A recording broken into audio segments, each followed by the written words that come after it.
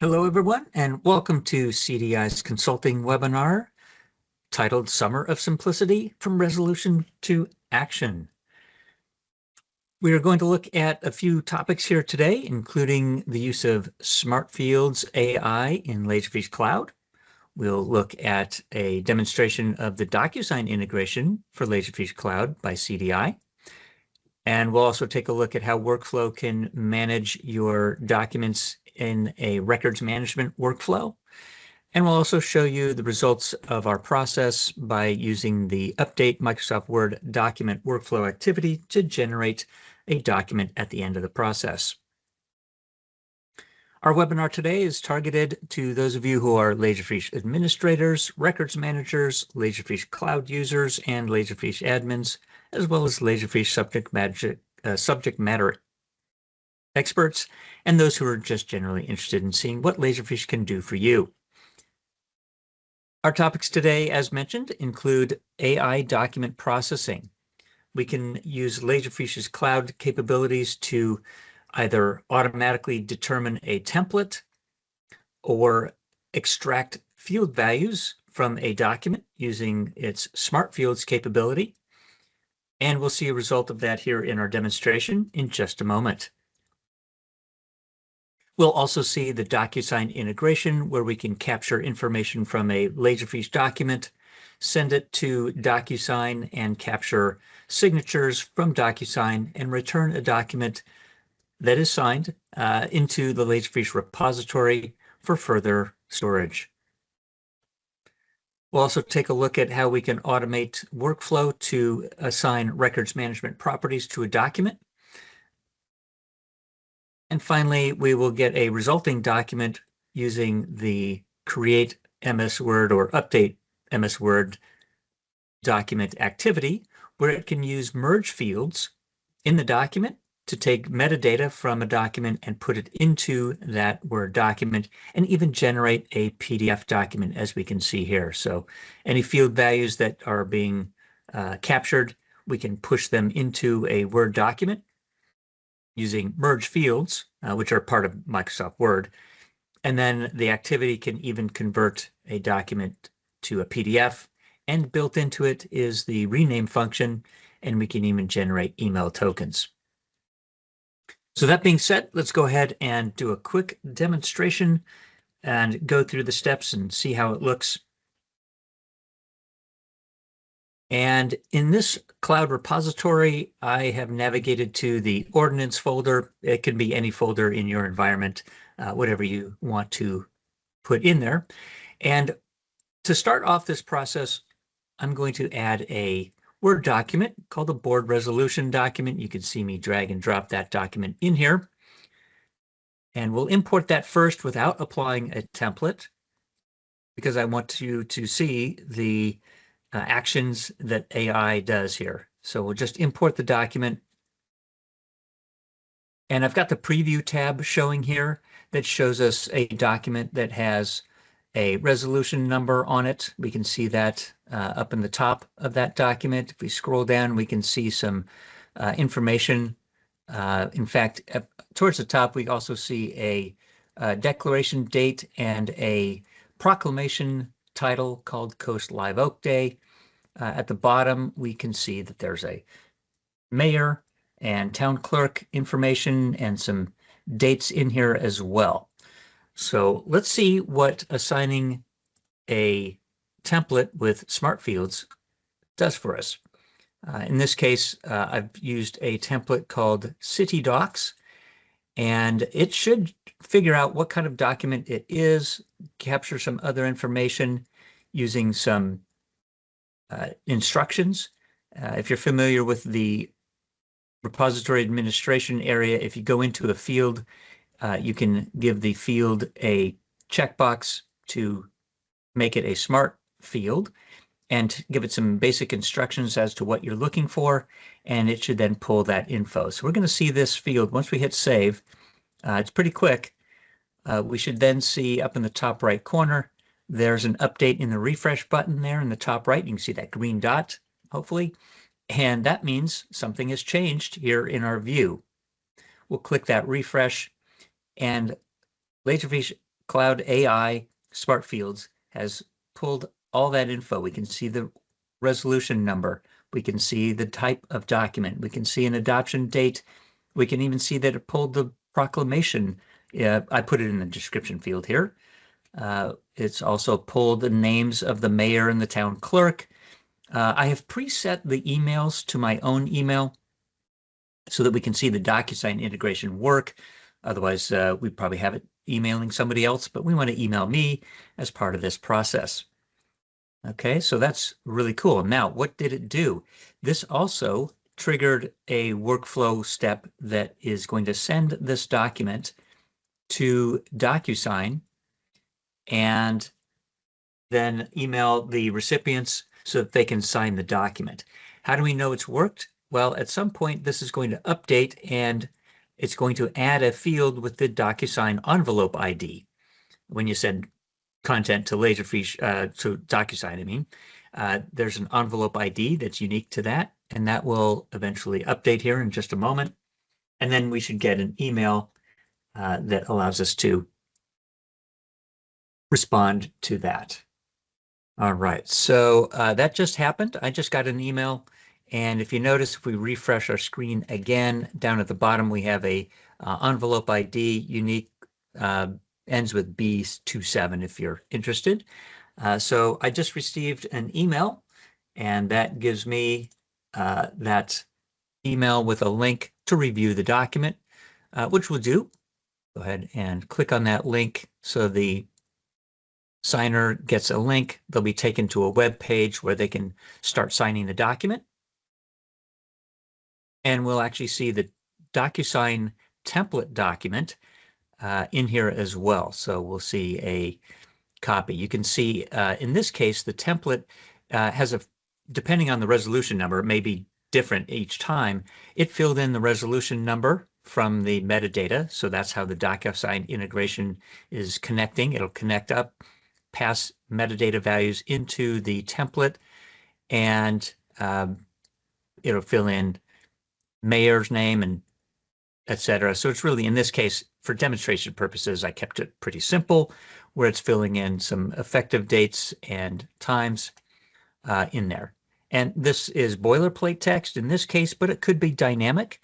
And in certain cases, this is a bit dynamic, but we could have the original doc set up as well. It just depends on what you want to do.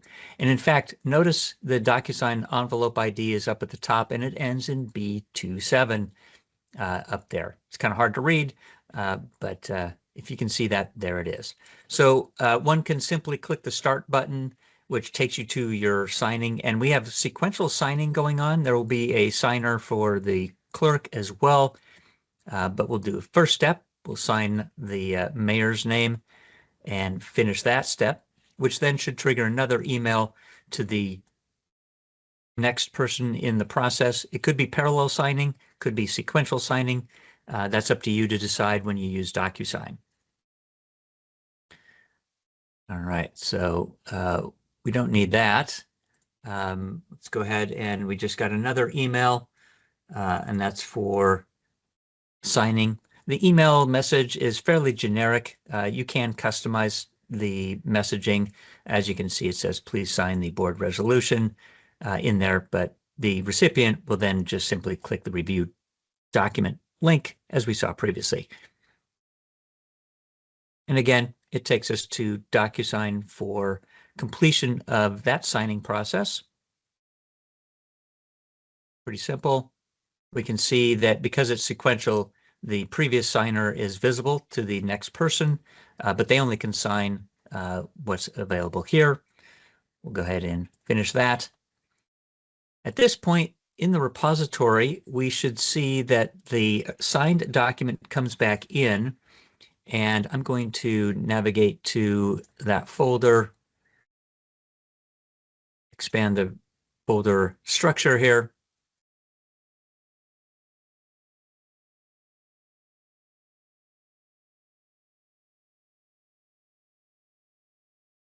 And the signed document will come in. We should also see, as part of the workflow, a proclamation get generated in a folder dated with the year. from the proclamation date. And we can see that that document has moved. We also have records management activities going on. We moved the signed document and the original document to a folder called RM folder.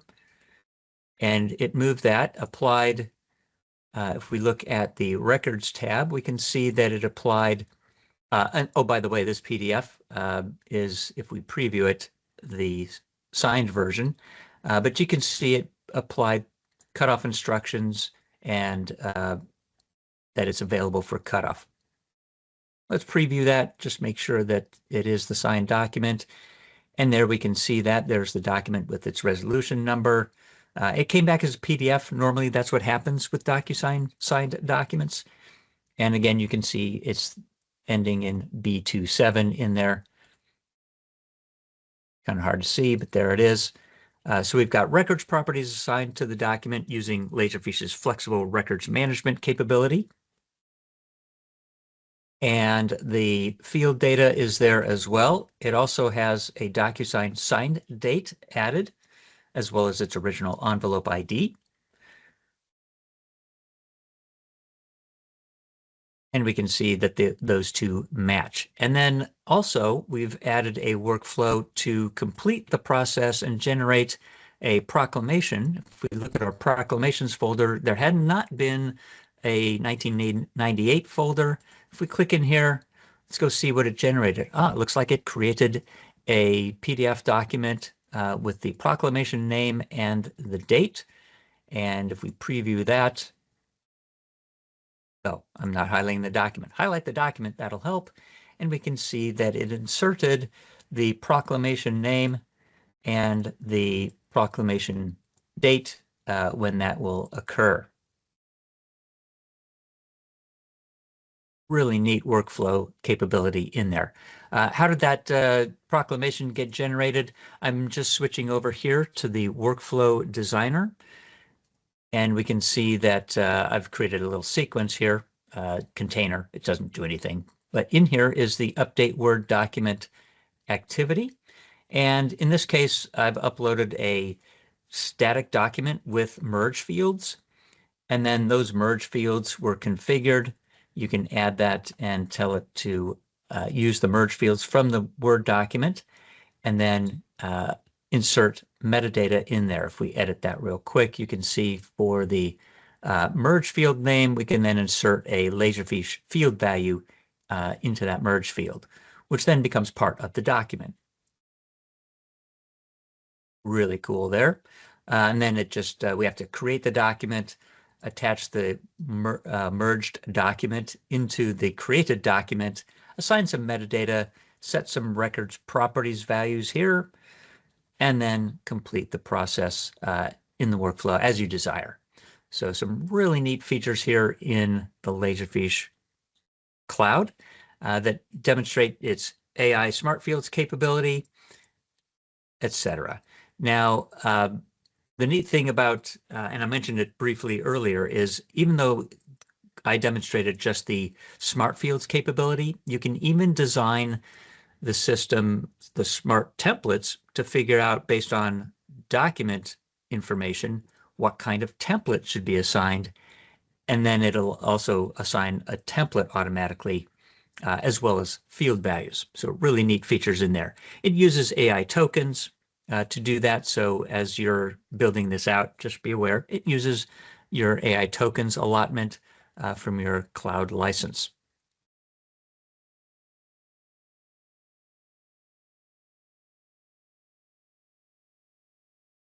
So that concludes our demonstration of the Laserfiche Cloud AI.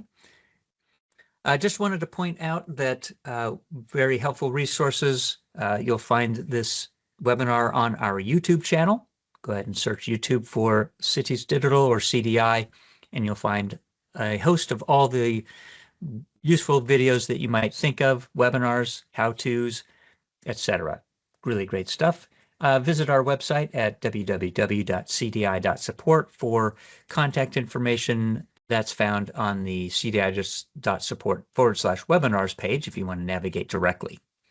We also put out blogs every month about Laserfiche topics and very nice short tips and tricks in there. Go ahead and find those at that site as well within our CDI website. For Laserfiche resources, I highly recommend the Aspires and CPP training tracks. You can take all your training courses there and then get certified in Laserfiche products.